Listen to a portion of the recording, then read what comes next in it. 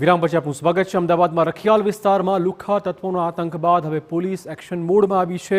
પોલીસે રખિયાલ અને બાપુનગર વિસ્તારોમાં હાથ ધર્યું હતું કોમ્બિંગ ઓપરેશન। ગરીબનગરના છાપરા અને સુંદરમનગર વિસ્તારમાં તપાસ આરંભી દેવાઈ છે। ઉચ્ચ અધિકારીઓ સાથે સ્થાનિક પોલીસ અને એલસીબી પણ આ કાર્યવાહીમાં જોડાયા છે। રખિયાલ અને બાપુનગર વિસ્તારમાં અસામાજિક તત્વો સામે પોલીસે હવે લાલ આંખ કરી છે। લુખ્ખા તત્વોના આતંકના વિડીયો બાદ પોલીસે આ કાર્યવાહી કરી છે। શહેરના અલગ અલગ વિસ્તારમાં પોલીસે કોમ્બિંગ ઓપરેશન શરૂ કર્યું હતું।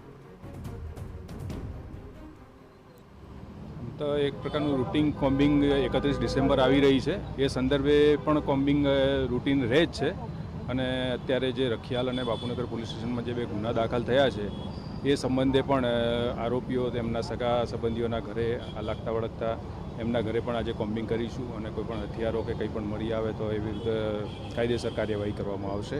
તેમજ રૂટિન વાહન ચેકિંગ પણ કરવામાં